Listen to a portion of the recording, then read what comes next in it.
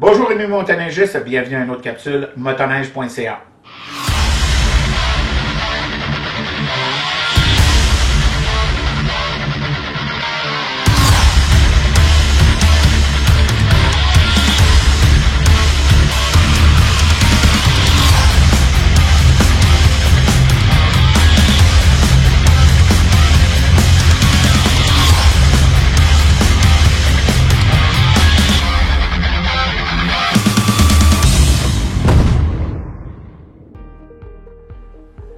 Jour 3 du snow shoot. Aujourd'hui, on a fait les essais des machines utilitaires en avant-midi et les machines à montagne en après-midi. Je pense que tout le monde a eu bien du plaisir avec ça, avec ces machines-là aujourd'hui. Puis c'est pour ça qu'on est pas mal brûlés à soir. Fait que on va commencer tout de suite. Ce matin, on a essayé chez Arctic 4 Norseman 6154 pouces et la Bearcat 7154 pouces. On va commencer peut-être avec Vincent, peut-être la Norseman. La Norseman, en fait, ils ont décidé de changer le nom cette année pour essayer de différencier un petit peu des autres avec la chenille un petit peu moins large. Une machine qui est un petit peu plus, un peu plus joueuse, qu'on va dire. Là, on est capable d'aller jouer un petit peu plus dans la neige, un petit peu moins large.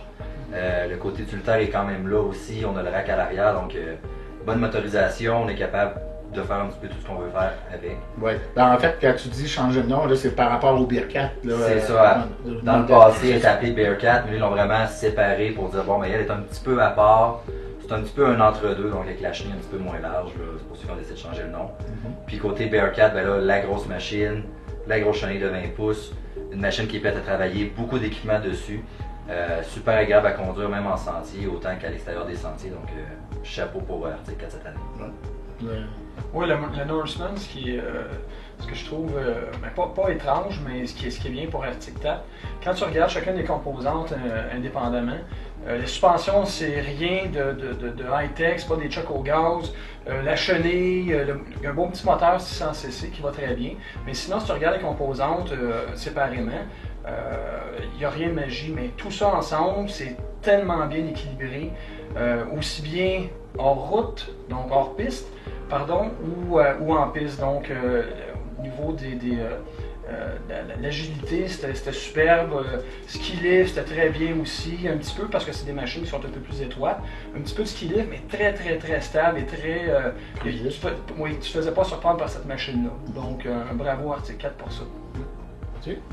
Ben, écoute, j'ai pas grand chose à rajouter sur le Norseman. Je parlerais peut-être plus du Bearcat. C'est la deuxième année qu'on le laissait. Chaque année, toujours aussi intimidant. La première fois qu'on le voit avec les grosses lumières sur le dessus, toujours intimidant quand on s'assied. Quand on part en sentier, par contre, là, on sent plus. Le poids disparaît. Le poids disparaît. Tous les accessoires de courroumage, autrement dit, disparaissent aussi. Ça va super bien dans le sentier. On en a tous parlé, on a tous été vraiment surpris de la conduite en sentier. Quand on arrive en hors-sentier, écoute, aucun problème au travers des arbres, jamais eu aucun problème, avancer, reculer, vraiment aucun problème à ce niveau-là. Ce qui était drôle, c'est de voir qu'est-ce qu'il n'y avait pas en option dessus. Ça vient avec ces serres en Il y avait même une winch à l'avant. Moi puis Vincent s'est amusé à utiliser la winch en avant, donc c'est quand même très puissant. Comme winch, je pense une 1500 livres. Donc avec tous les accessoires, même la prise pour brancher la gratte pour surfacer des sentiers avec les contrôles pour le lever baisser, la gratte en arrière déjà dans la machine. Donc c'est vraiment bien équipé comme machine. Au niveau du Norseman, mes collègues l'ont dit, c'est une machine agile. Ça recule à peu près dans n'importe quoi, dans la neige dure ou la neige flottante. Donc c'est très intéressant comme machine aussi. Bon, bravo Arctic 4 ce moment-ci, vraiment deux bonnes machines là, pour les gens qui cherchent des machines utilitaires. Maintenant, nouveauté chez Polaris, le Titan, on a eu droit à deux saveurs, le XC et l'Adventure. Je vais commencer ce coup-ci avec Clément. La machine XC, machine performante avec un moteur 800. Donc c'est vraiment intéressant à conduire, une chenille de 20 pouces. On dirait pas qu'on a une chenille de 20 pouces en dessous de nous autres lorsqu'on conduit. Ça prend les courbes. Puis en plus, ça recule à peu près partout. Encore une fois, parce que le pont casse en arrière. Donc, une machine très intéressante. Position de conduite intéressante. Bien équipée aussi. Donc, avec un plateau pour mettre des accessoires là, avec des crochets exprès. Donc, c'est vraiment intéressant. Côté l'Adventure, c'est vraiment la machine avec le dossier. Donc, pour partir en randonnée à deux, aller au camp de chasse par exemple. Et puis, Arctic Polaris offre une panoplie d'accessoires pour le Titan, entre autres, cette année. Ah, c'est un bon résumé. Vous autres, vous le Titan, moi, le représentant de Polaris qui était là, je lui ai posé la question. C'est une machine utilitaire avec des suspensions, des Fox QS3. Je me demandais, mais il me semble que ça va pas ensemble. En fait, ça va pas ensemble jusqu'à temps que tu essaies la machine. C'est ton 800cc. Encore très bonne tenue de route, puis t'en as besoin parce que c'est une machine qui est très puissante, donc à la limite on est capable d'attaquer les boss aussi avec cette machine-là, avec le setup de Chuck. Ouais. Donc ça a répondu à ma question aussitôt que j'ai pu essayer la motoneige. Donc. Très agile aussi dans la neige plus profonde, en hors-piste. Moi et Vincent, entre autres, on s'est vraiment amusé avec ça, surtout le XC. On a fait des trucs qu'on fait plus normalement avec des hybrides ou avec des machines de montagne. On a eu vraiment beaucoup de plaisir. Du côté du Adventure, les gros skis en avant de ça, le GPS, on a parlé du banc en arrière. Il y avait énormément d'accessoires. C'est vraiment très complet comme motoneige. Je pense que Polaris a rempli un trou dans sa gamme, puis ils vont aller chercher une bonne part de marché. Moi, je pense, je dirais même plus loin que ça, je pense qu'ils ont créé un nouveau segment. C'est une machine réellement utilitaire. Puis c'est une machine qui peut faire à peu près n'importe quoi. Exactement. Puis sans faire de compromis nulle part. Ouais. Fait que, puis elle est fun. C'est ça, il y a un facteur plaisir qui a été ajouté par rapport à. Je pense. C'est vraiment une machine versatile, c'est avec la motorisation qui te permet de, oui, travailler fort avec la transmission, avec le low, le high, le reculon. Tu permet vraiment de travailler fort avec le 800cc, mais aussi d'aller t'amuser en sentier. Donc tu t'amuses en sentier, tu as besoin d'aller travailler. Bon, tu t'en vas dans ta zone de travail. Tu travailles, Polaris ont une multitude d'accessoires. Je pense que c'est super intéressant. Puis c'est vraiment une machine qui est agréable à conduire en sentier. On sent pas le 20 pouces. Quand tu arrives en hors-piste, ben, le 20 pouces, il est là, il te donne une bonne traction, tu cales nulle part. Chapeau encore une fois à Polaris là, pour leur super machine. Ça va frapper. On s'entend, c'est un petit peu comme un couteau suisse. C'est ça, c'est vraiment, on peut faire ça résume bien, effectivement. OK. Hier matin, malheureusement, on n'a pas fait d'essai de skidoo, donc on va passer au VK, donc le VK 540 et VK Professionnel 2. Fait que, comment vous avez trouvé ça? Ben, en fait, le VK, c'est deux machines qui nous reviennent pratiquement échangées. Je dis pratiquement échangées parce que le VK Pro a le système, le Power Steering qui vient avec cette année. Puis, c'est un système qui va très bien. C'est juste parfait. Ça donne quand même un feeling au niveau du guidon, sans trop perdre ce qui se passe au niveau des skis. Puis, c'est quand même pas trop dur. Je trouve que c'est un bon compromis là, entre feeling de sentier puis force au guidon. Sinon, c'est encore des machines qui sont très complètes. Le moteur Yamaha éprouvé de 3 cylindres, donc dans ça, c'est merveilleux. Et puis le VK 540, c'est la même machine qui nous revient de l'année passée. Je pense qu'il y avait seulement des petites options qui étaient dessus cette année. Il y avait un système de fog light à l'avant. Et puis je pense qu'il y avait un genre de coffre en arrière qui avait été rajouté. Donc une machine vraiment pour travailler, qui est plus basique, qui est faite forte, qui est facile d'entretien. Donc deux bonnes machines. Je pense que c'est la force de Yamaha avec cette gamme de produits-là. C'est pas une machine qui look extrêmement là, quand tu le regardes. Il y a un petit côté rétro. Mais je pense qu'à long terme, c'est une machine qui est hyper fiable. Quelqu'un qui a une cabane à sucre ou qui s'en va se promener dans le Grand Nord, qui a envie de mettre du gaz dedans, ça roule, peu importe la condition. Je pense que c'est la machine adaptée à ça. Tu mets une paire de raquettes en arrière, tu t'en vas à ton chalet, tu t'amuses avec. Tu peux tout faire avec, c'est vraiment un utilitaire pur et simple. En sentier, ben, C'est sûr que tu as un côté utilitaire qui est un petit peu moins adapté au sentier, mais somme toute, ça se débrouille quand même bien en sentier, je pense. Du côté confort aussi, c'est un gros lazy boy, le professionnel. Oui. C'est vraiment un lazy boy, très confortable. Tu sais que le poids de la machine aussi, ça se comporte quand même bien en sentier, somme toute. Avec le poids de la machine, c'est bien appuyé, puis il n'y a pas de louvoiement, excuse-moi. Puis il n'y a pas de ski lift non plus, là, à moins de vraiment pousser la machine, mais c'est pas nécessairement l'utilité de la machine. Beaucoup d'espace de rangement, c'est la clé dans ces deux machines-là. Ouais. En dessous du siège, en dessous des sièges, le gros coffre en option sur côté VK. C'est ça. Ben, pour le VK, peut-être juste un rappel comme ça, c'est que le modèle avait été discontinué de la ligne en Amérique pendant plusieurs années. On continuait à le vendre en Russie et dans d'autres pays. Puis il y avait une demande. Même les gens en voulaient. C'est sûr que c'est les gens peut-être plus au nord du Québec ou encore des autres provinces, mais il y avait une demande. Fait que, évidemment, ils ont dit, ben, regarde, on l'a déjà dans d'autres lignes.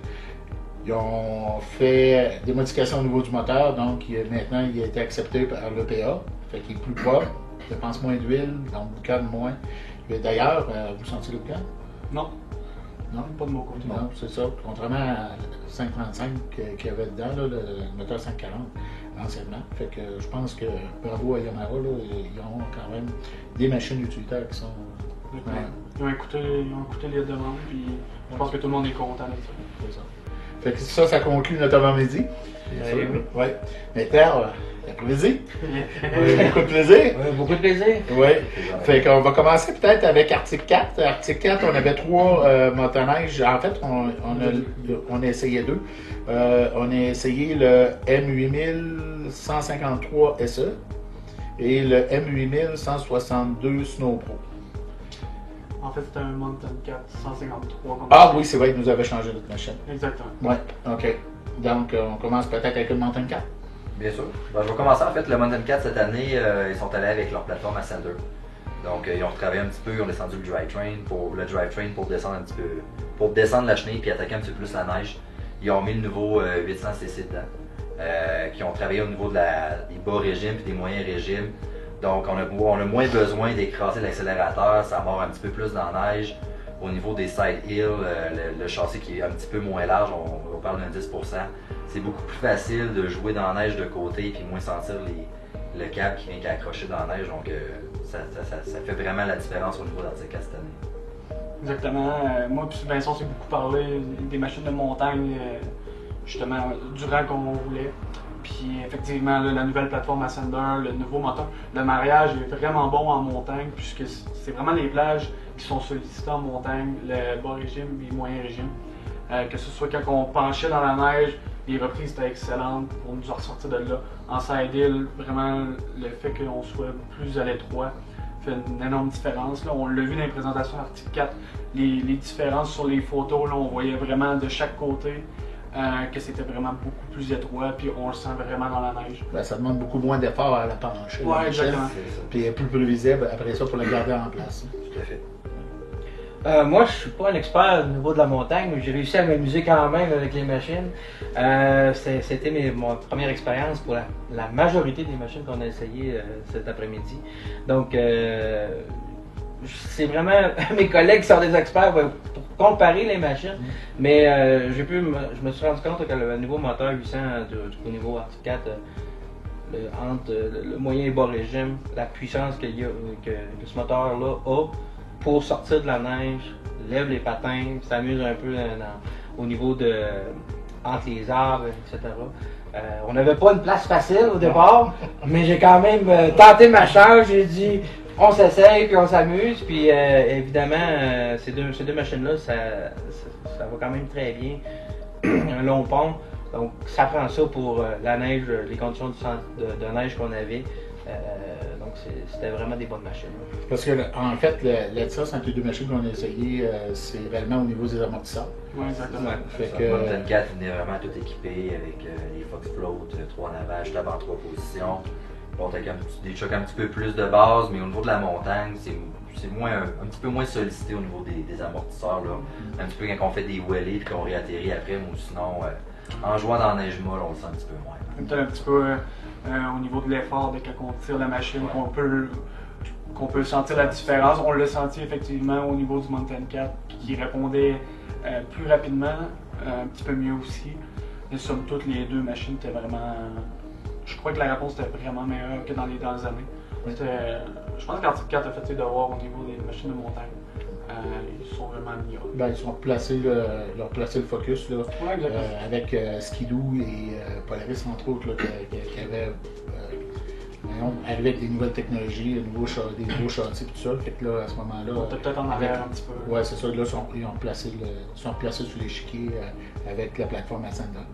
Maintenant, au niveau Polaris, on a essayé le nouveau 800 SKS 146 et on a essayé aussi le Pro RMK 155.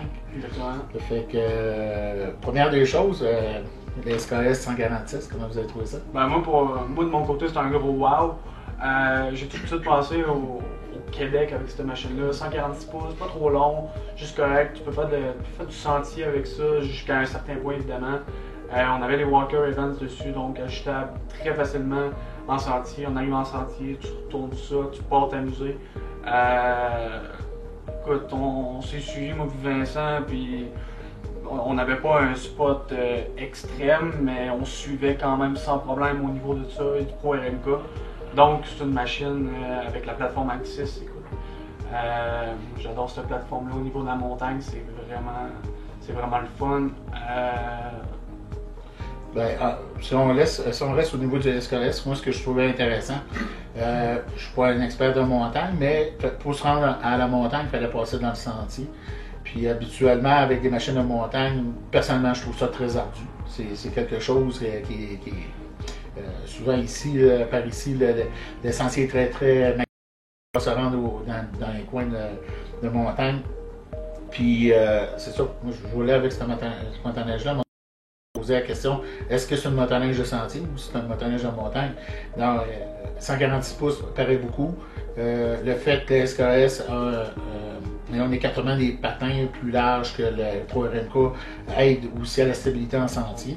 Mais on a aussi en hors-piste, lorsqu'on tombe en hors-piste, c'est pas handicapant. C'est pas handicapant pantoute. Fait que c'est vraiment une belle machine, compromis, quelqu'un qui fait, mettons, 20% sentier, 80% hors-piste, aucun problème.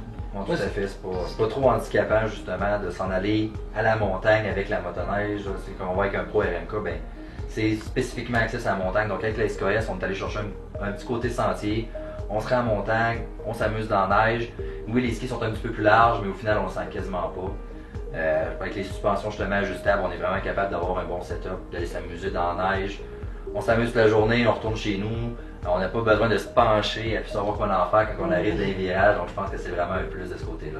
On garde l'énergie pour en montagne. C'est ça. Puis le petit côté 146 pouces, ben, te permet de jouer un peu plus. Là. Tu tires d'un courbe, tu l'écrases, tu le vires, ça reçoit une dizaine, c'est merveilleux. Moi, ça m'a surpris par rapport aux autres motoneiges qui sont très très longs, de pont 146 pouces. Je me dis, on va pousser, on va rester pris, mais finalement, non. Moi, je suis pas un expert, puis j'ai réussi à me débrouiller quand même, puis à réussir à me sortir de certains trous.